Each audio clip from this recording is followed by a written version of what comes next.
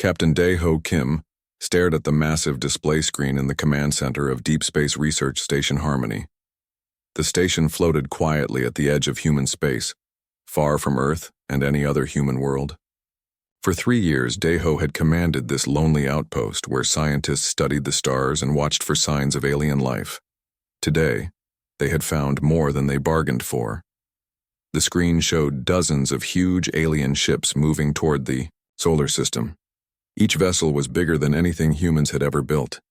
Their dark metal hulls gleamed under the distant starlight, and strange symbols glowed along their sides. The ships moved in perfect formation, like a wall of death approaching Earth. Ji-woo Park rushed into the command center, her face pale with worry. She was the station's best expert on alien life, though until today she had only studied tiny microbes and dead creatures from old meteorites. Now she held a tablet filled with data that made her hands shake. "Captain, I have translated their message," Ji-woo said breathlessly. "They call themselves the Kethvar Empire. They want Earth to surrender immediately. They say we have 72 hours to give up or they will destroy every human world." Dae-ho felt his stomach drop. He had always known this day might come. Humans had been sending radio signals into space for over 200 years. Someone was bound to notice eventually. He just hoped it would be friendly aliens who wanted to trade recipes and share technology. Instead, Earth faced what looked like the most powerful military force in the galaxy. "What else did they say?" Dae-ho asked, trying to keep his voice steady for his crew. Ji-woo scrolled through her tablet. "They listed every human colony and military base. They know exactly how many ships we have and where they are stationed. They even know about our newest weapons that we thought were secret. Captain, they have been watching us for a long time." The command center fell silent except for the quiet hum of computers. Everyone understood what this meant. The aliens had complete information about human defenses while humans knew nothing about them. It was like a chess game where the other player could see all the pieces, but humans were playing blindfolded. Hyun-soo Lee, the station's cultural expert, looked up from his workstation with a puzzled expression. He spent his time studying how different human societies worked and helped the crew understand alien signals when they found them. Usually he was calm and thoughtful, but now he seemed confused about something important. "Captain, there is something strange about their communication," Hyun-soo said slowly. "I have been analyzing the hidden parts of their signal, the parts that carry emotion and attitude. Most species that want to conquer others sound confident and strong when they make demands. These aliens sound different." Dae-ho walked over to Hyun-soo's station. The screen showed complex wave patterns and frequency charts that looked like art made of mathematics. "What do you mean different?" "They sound afraid," Hyun-soo said, pointing to specific patterns. "Not afraid of losing the fight. They clearly have much stronger weapons than us. They sound afraid of something else, something about humans themselves." Ji-woo frowned and checked her own data. "That makes no sense. Why would a powerful empire that has conquered many worlds be afraid of us? We barely have enough ships to protect our own solar system." The main communication system beeped with an incoming message from Earth. Admiral Chen's face appeared on the screen, looking tired and worried. Behind him, the war room buzzed with activity as officers planned humanity's defense. "Captain Kim, we are pulling back all deep space stations immediately," Admiral Chen said. "Pack up everything important and return to Earth orbit within 48 hours. We need every ship and every person for the battle ahead." Dae-ho nodded. "Understood, Admiral. But sir, we have discovered something important here. The aliens seem to fear humans for reasons we do not understand yet. This might be useful information for planning our defense." Admiral Chen leaned forward, with interest. "Explain quickly." Hyun-soo stepped into view of the camera. "Admiral, their communication patterns show emotional frequencies that suggest anxiety and caution rather than confidence. They are not acting like typical conquerors. They are acting like someone who faces a dangerous enemy they do not fully understand." "That is impossible," Admiral Chen replied. "Our intelligence shows they have destroyed 17 different civilizations. Their technology is centuries ahead of ours. What could they possibly fear from us?" Before anyone could answer, alarms started ringing throughout the station. The display screens filled with new data, as sensors detected something unexpected. 3 more alien ships had appeared near the station, but these were different from the invasion fleet. They were smaller and looked damaged, with strange burn marks on their hulls. "Captain, we are receiving a distress signal," reported the communications officer. "The ships appear to be refugees or prisoners who escaped from the main fleet. They are requesting emergency assistance." Deho stared at the damaged ships on his screen. This was the moment that would define everything that came next, though he did not know it yet. Standard military procedure said to ignore enemy vessels or capture them for interrogation. But these ships were clearly in trouble, and people were dying inside them while he watched. "Sir, what are your orders?" asked his tactical officer. "Our weapons are ready if these ships try to attack." Jiwoo checked her scanners quickly. "Captain, life support is failing on all 3 ships. I count approximately 60 alien life forms total. They will die within 6 hours if we do not help them." Hyun-soo added quietly, "This might be our chance to learn why they fear us. If we can communicate with these refugees, we might understand what makes humans different from the other species they conquered." Admiral Chen's voice came through the speakers with authority. "Captain Kim, your orders are to avoid all contact with alien vessels and return to Earth immediately. We cannot risk losing you or your crew." Deho looked around the command center at his crew. These people had worked together for 3 years in the lonely darkness between stars. They trusted him to make good decisions, and he trusted them to follow his lead no matter what happened. He thought about the dying aliens on those damaged ships and about the fear hidden in the invasion fleet's messages. "Admiral, I respectfully request permission to provide emergency medical assistance to the damaged vessels," Deho said carefully. "This may be our only chance to gather intelligence about enemy capabilities and motivations before the battle begins." The connection to Earth crackled with static for a long moment. Admiral Chen's face showed the weight of having to make impossible decisions with not enough time or information. Finally, he nodded. "Proceed with extreme caution, Captain. Document everything and transmit all data to Earth immediately. If this goes wrong, we lose both you and any intelligence you might gather." Deho turned to his crew. "Jiwoo, prepare medical supplies and translation equipment. Hyun-soo, I want you to analyze everything about their behavior and communication. Everyone else maintain red alert status and be ready for anything." As the rescue operation began, none of them realized they were taking the first step in a chain of events that would change the entire galaxy. The Kethvar Empire had spent 3 years studying human military power and economic resources, but they had completely missed the one thing that would destroy their empire from within. They had never encountered a species that would risk their own lives to save their enemies. Fleet Commander Zekthon stood in the war room of the massive command ship Dominion's Edge, staring at holographic displays that showed the human solar system. His dark blue skin had deep ridges that marked him as a senior warrior in the Kethvar Empire, and his forearms moved quickly as he reviewed battle plans. Around him, other officers prepared for what should have been a simple conquest, but Zekthon felt troubled in ways he could not explain.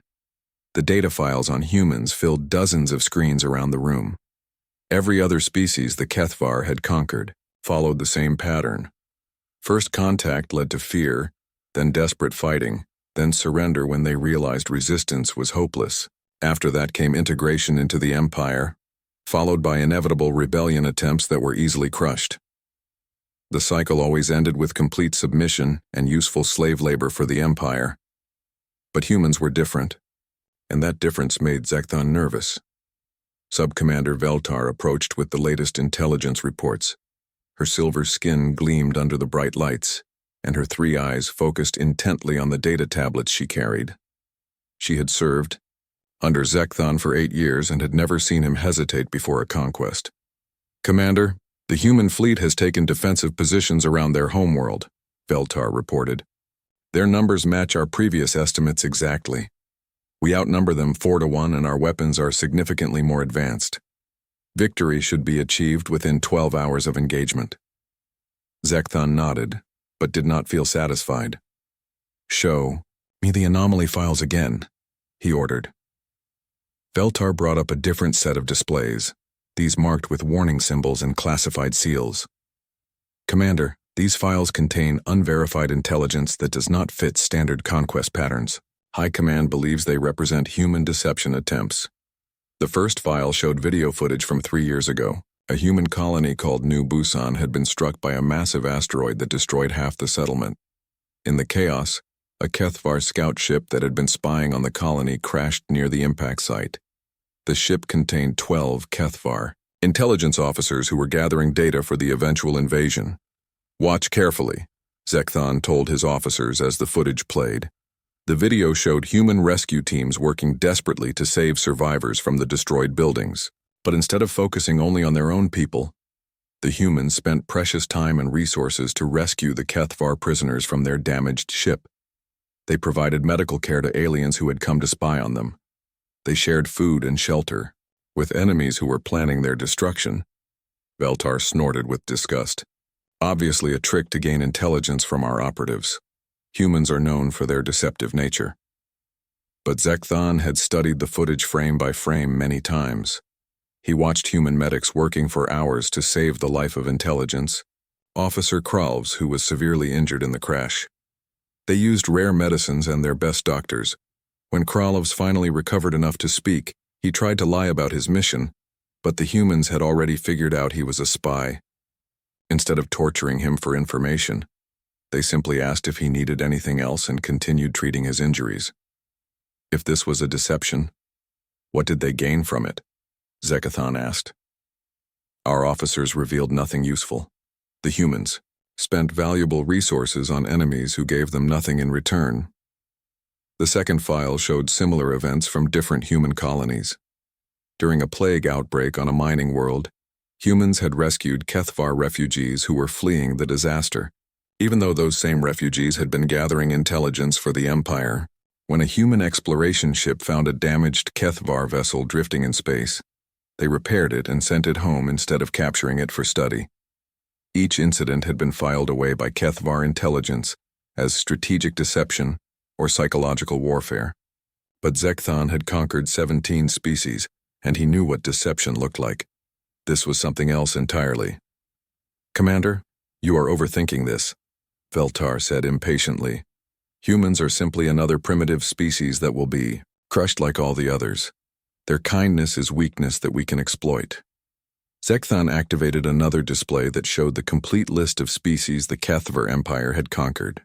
The Velnari had fought bravely for 3 months before surrendering. The Krexton had tried to hide their population on distant worlds, but were eventually found and captured. The Zulmari had attempted to bargain with technology and resources, but learned that the HFY took what they wanted anyway. Every species had followed predictable patterns based on fear, survival instinct, and self-interest. They fought for their own lives, protected their own families, and eventually accepted slavery to avoid extinction. The Empire's power came from understanding these patterns and using them to control conquered populations. But what did you do with a species that seemed to care more about others than themselves? The communications officer interrupted Zekthon's thoughts. "Commander, we are receiving reports from our advanced scouts near the human research station. 3 of our damaged ships that escaped from the prison world Keth Prime have been detected in that sector." Zekthon's forearms tensed.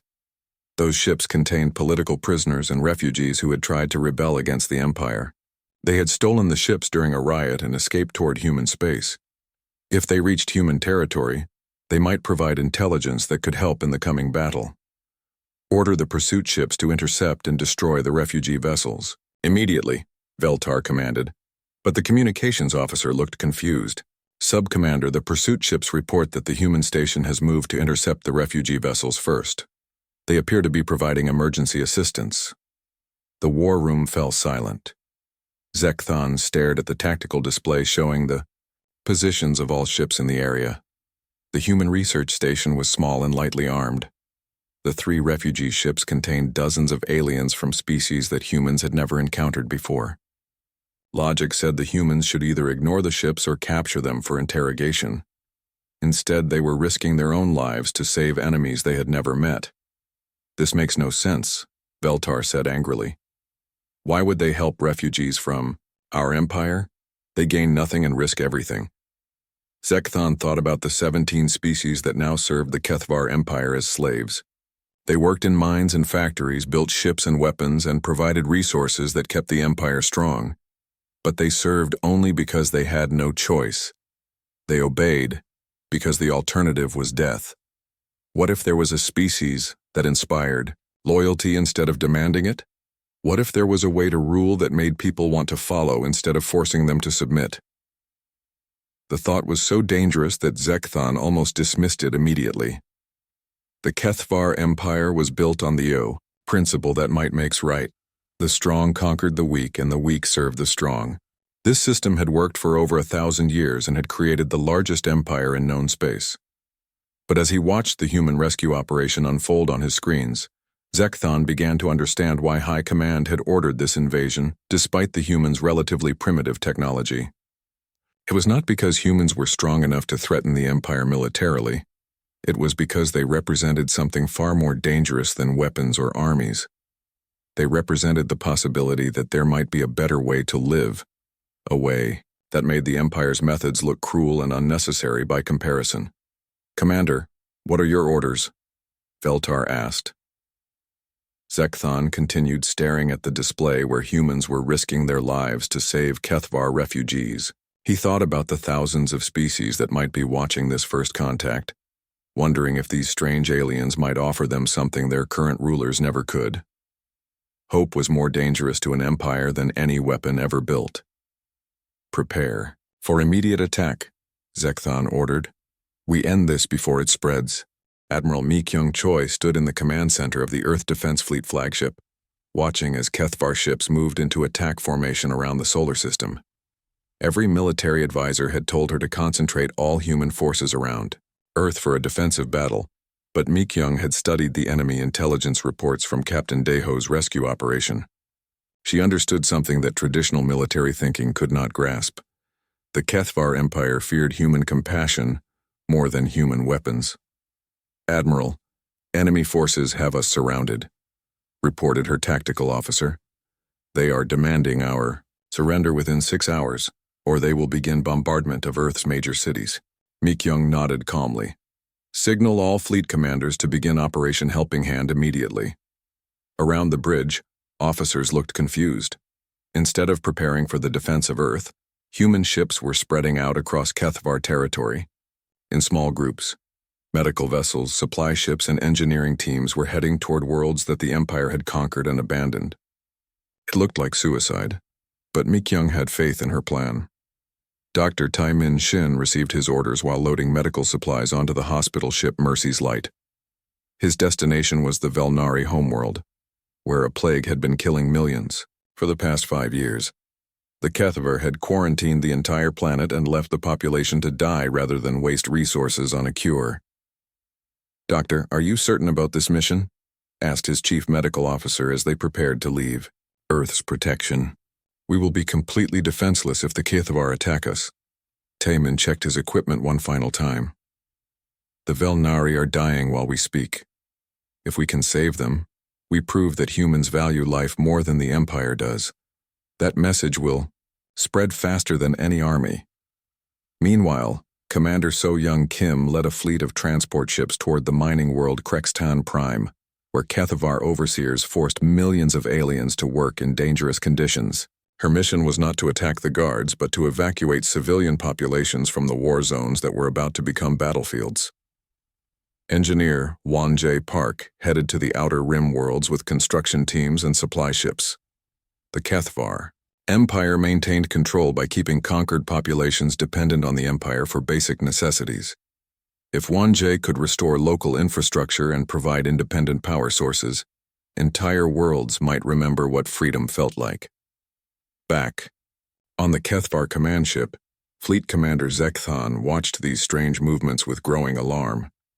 Instead of defending their homeworld, humans were scattering across his empire like seeds in the wind. Worse, they were heading directly toward the most troubled areas where rebellions were most likely to occur. "This is madness, Sub-Commander," Veltar declared. "They are dividing their forces and making themselves vulnerable. We should destroy them immediately." But Zekthon had learned to fear human madness. Send orders to all sector commanders. Any Kethvar ship that attacks a human medical or civilian vessel will be court-martialed for violations of military honor. We are warriors, not butchers. Veltar stared at him in shock. Commander, they are invading our territory. They are providing aid to our subjects, Zekthon corrected. If we attack healers and rescue workers, we prove that humans are more honorable than we are. The first reports came in within 12 hours. Dr. Taimin's medical teams had arrived at the Velnari homeworld and immediately began treating plague victims. But instead of working only in safe areas, the humans entered the most contaminated zones where Kethvar forces refused to go. They shared their own food with starving aliens and used their advanced technology to purify water supplies. The Velnari population had been dying slowly for 5 years while their Kethvar rulers claimed there was nothing that could be done. In one day, humans had begun saving lives that the Empire had written off as worthless. Word spread quickly through the underground networks that connected oppressed populations across Kethvar space.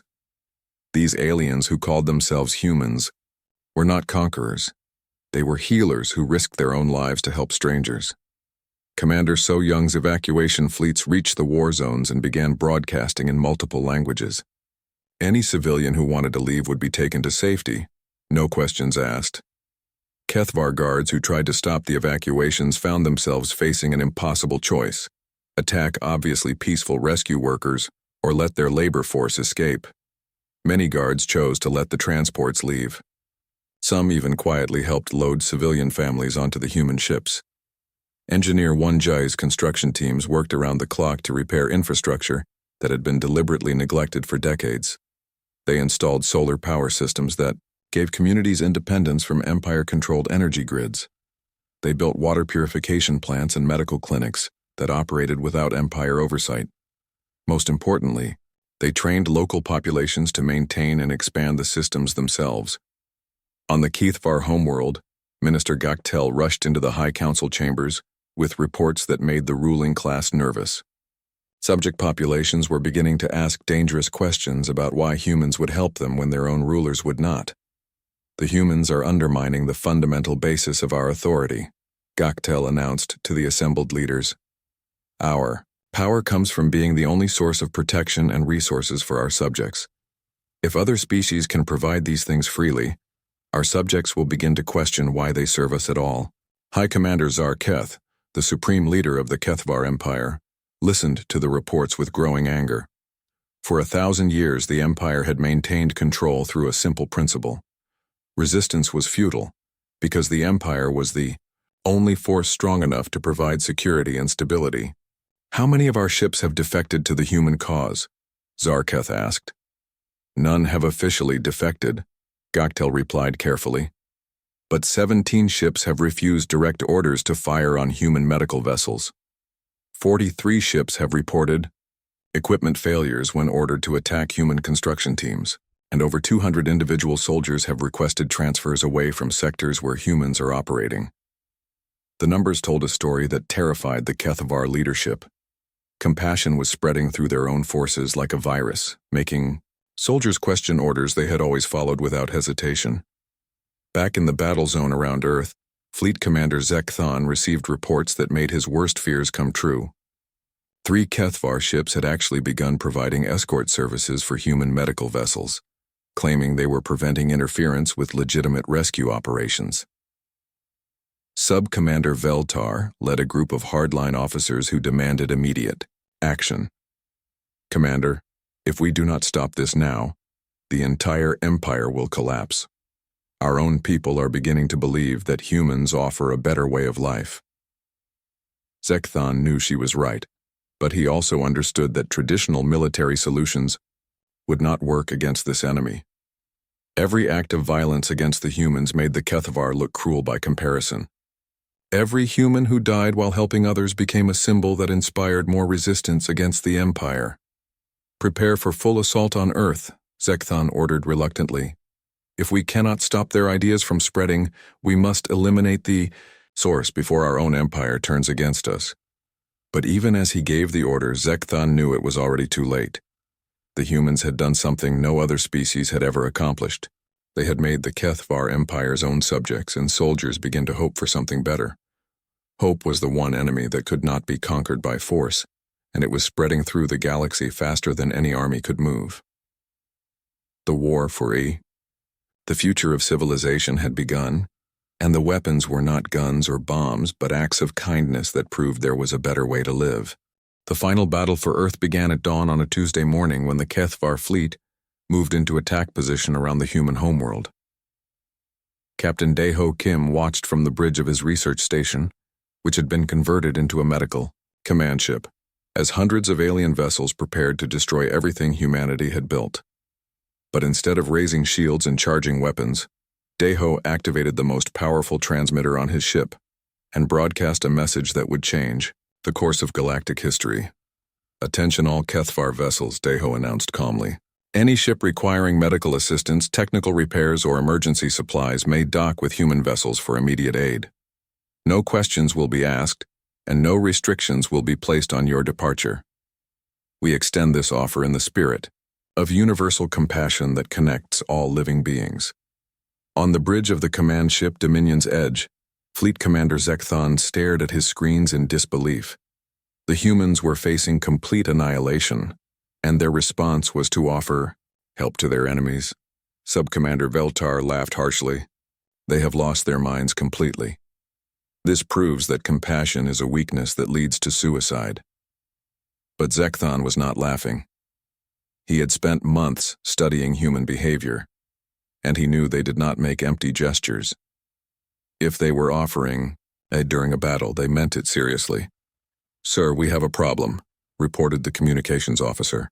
47 ships in our fleet are requesting permission to dock with human vessels for various technical issues."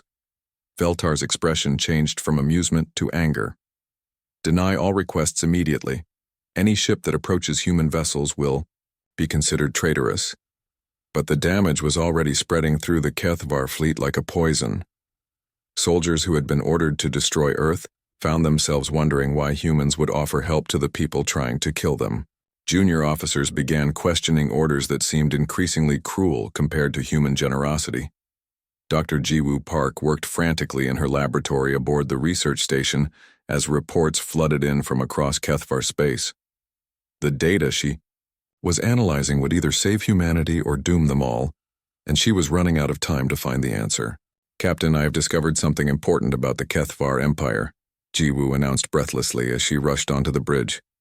"Their homeworld is dying." Dae-ho turned from his command console with interest. "Explain quickly." Jiwoo activated a holographic display that showed environmental data from the HFY homeworld. Their aggressive expansion across the galaxy was not about conquest for its own sake. Their planet's ecosystem has been failing for over 200 years. They have been strip mining other worlds to sustain their dying civilization. The implications hit Dae-ho immediately. They are not evil conquerors. They are desperate survivors who think conquest is their only option for survival. Cultural expert Hyun-Soo Lee looked up from his analysis station with excitement. "Captain, if we can prove that cooperation works better than conquest, we might be able to offer them something they need more than military victory." Dae-ho made a decision that would either end the war or ensure humanity's destruction. He opened a direct communication channel to the HFY command ship and transmitted the environmental data, along with a simple message. "Fleet Commander Zekthon, we know about your homeworld's ecological crisis. Human environmental restoration technology can save your planet without requiring the conquest of others. We offer this technology freely in exchange for peace." On the Dominion's Edge, the bridge fell silent as the implications of the human offer sank in. The HFY Empire had built itself on the belief that resources were limited and could only be obtained by taking them from others. The humans were suggesting that cooperation could create abundance instead of simply redistributing scarcity. "It is obviously a trap," Veltar declared. "They want us to lower our guard so they can attack." But Zekthon studied the environmental data and recognized its accuracy. The humans had somehow discovered the Empire's most closely guarded secret and were offering a solution instead of using it as a weapon. "Sub-Commander, what if it is not a trap?" Zekthon asked quietly. What if they genuinely want to help us save our homeworld? Veltar stared at him with 3 eyes wide with shock. Commander, you cannot seriously be considering trusting these aliens. The argument that followed split the Kethvar command structure down the middle. Hardliners like Veltar demanded immediate attack to eliminate the human threat before their ideas could spread further. Moderates began to wonder if there might be truth to the human claims about cooperation and mutual aid. The breaking point came when a group of young Kethvar officers led by Lieutenant Kexmore announced they could not participate in the destruction of a species that had offered to save their homeworld. They did not mutiny or defect, but they simply refused to fire on human targets. Veltar declared this to be treason and demanded the immediate execution of all officers who refused to fight. Zekthon found himself torn between military duty and growing doubts about the Empire's methods. The Civil War began when Veltar attempted to remove Zekthon from command for failing to maintain discipline. Ships that supported the hardline position moved to attack not only the humans, but also Kethvar vessels that showed sympathy for the human cause. As the Kethvar fleet tore itself apart in the middle of the invasion, human ships continued their rescue operations throughout the battle zone. They pulled survivors from damaged vessels without asking which side they supported. They provided medical care to wounded soldiers from both factions. They offered shelter to refugees who had nowhere else to go. Captain Deho watched the chaos unfold and realized that the humans had won the war without firing a shot. They had not defeated the Kethvar Empire through superior weapons or tactics. They had offered something the Empire could never provide, a reason to hope for something better than endless conflict. Dr. Ji Woo coordinated medical teams that worked around the clock to save lives on both sides of the Kethvar Civil War. Engineer Wonjae led repair crews that fixed damaged ships regardless of their political allegiance. Cultural expert Hyun Soo established communication networks that allowed separated families to contact each other across the battle lines. The war that had begun as an invasion of Earth had become something entirely different. It had become a choice between 2 ways of organizing civilization: the old way based on conquest and domination, or a new way based on cooperation and mutual aid. Fleet Commander Zekthon made his choice when he ordered his personal ship to dock with Captain Deho's station. He came not as a conqueror, but as a refugee seeking asylum from an empire that no longer represented his values. Captain Kim, Zekthon said as he met Deho in the docking bay, I wish to learn more about this compassion that my people fear so much. Perhaps it is time for the galaxy to try a different way of living. Behind him, the Kethvar Civil War continued to rage as an empire built on fear and violence collapsed under the weight of its own contradictions. But ahead lay the possibility of building something new, something based on the radical idea that caring for others might be stronger than conquering them. The humans had proven that compassion was not weakness, but the ultimate weapon against systems built on cruelty and domination. 6 months after the Battle of Earth, Ambassador Yoonji Nam stood in the Great Assembly Hall on the neutral space station Unity, watching representatives from 47 different species take their seats for the most important negotiation in galactic history. The hall buzzed with dozens of languages as former enemies worked together to build something that had never existed before, a civilization based on cooperation instead of conquest. The Kethvar Civil War had ended 3 months earlier when Emperor Keshavar himself arrived at Earth in a damaged ship, seeking asylum from his own empire.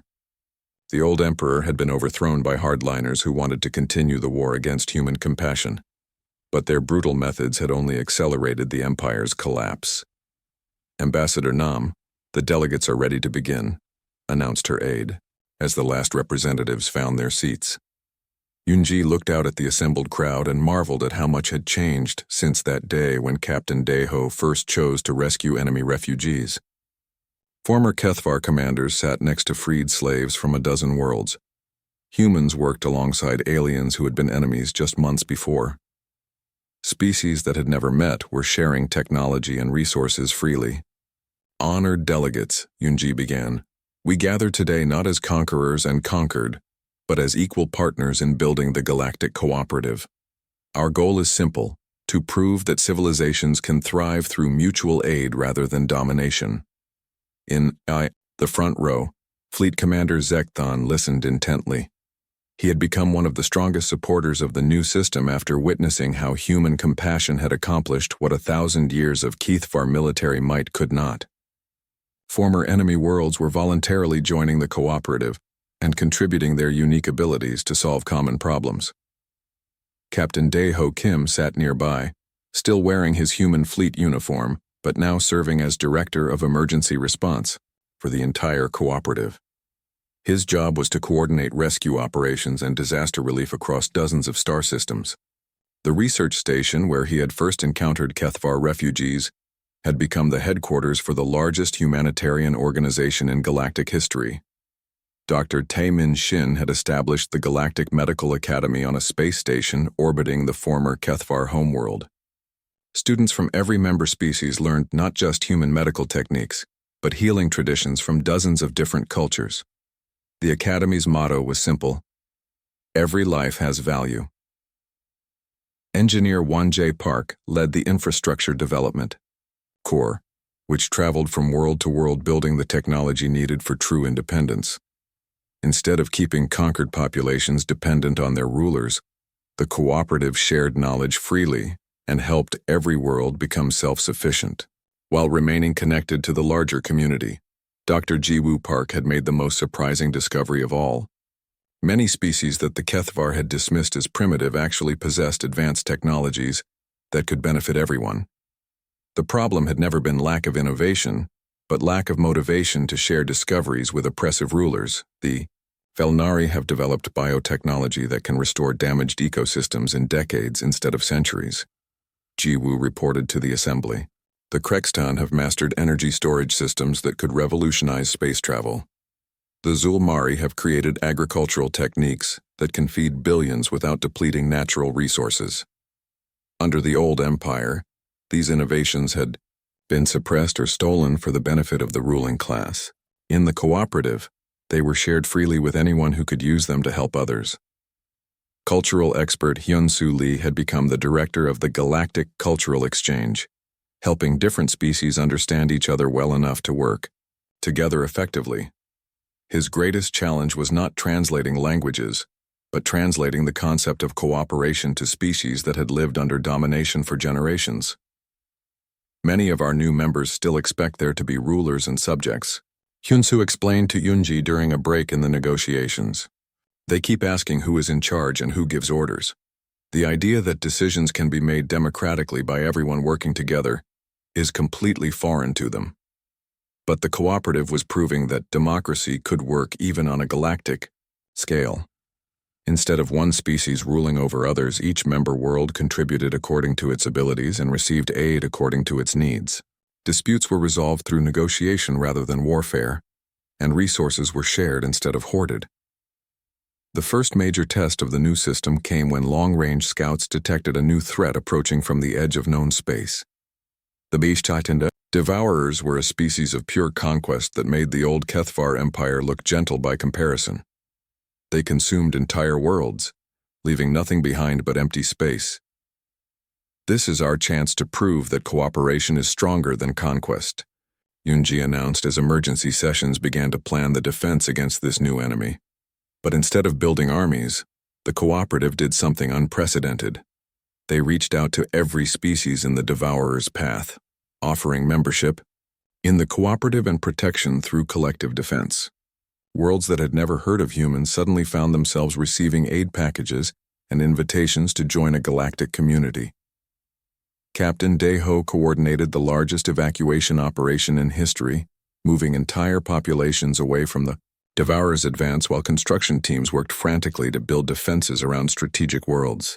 Instead of sacrificing some planets to save others, the cooperative committed to protecting everyone.